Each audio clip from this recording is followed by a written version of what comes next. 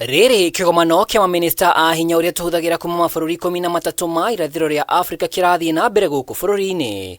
Kwa ya ũguni mũnene ũcoke bũrũri-inĩ ya Kenya nĩ kũgĩa na ngirimiti na bũrũri wa Ethiopia ũgai-inĩ wa thitima, ũndũ ũrĩa wĩrĩgĩrĩirwo kũgũithia thogora wa igũrũ wa thitima. Mwĩhoko ũyũ ũheanĩtwo nĩ mwandĩki mũkaru ministry-inĩ ya hinya Alex Wachira. This is a very important project for the country. There is no better time than a time when we have been hosting the Council of Ministers for the Eastern African Power Pool.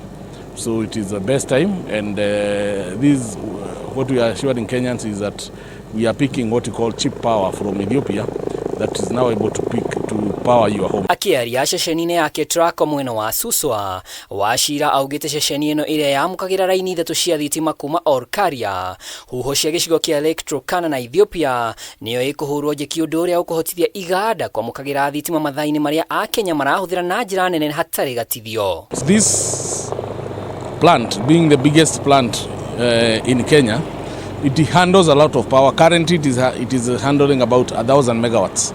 That is almost half our peak demand. Ndũmĩrĩri-inĩ yake kĩhingũra kĩgomano kĩa maminista hinya ũrĩa tũhũthagĩra, Minister Davis Chilchir augĩte Kenya nĩ ĩkũgunĩka na megawatt 220 na kũrĩ na mĩario na bũrũri wa Uganda wa kwĩgwatĩra megawatt ingĩ makĩria. So it's a very important plant for the country. It is the one that is ensuring that Nairobi, Mombasa, Kisumu and environs are well powered, and distribution of geothermal power as well as clean power from Lake Turkana and from Ethiopia. Ngiribotera Kameme TV, rĩtwa rĩakwa nĩ Mwaura wa Ndung'u.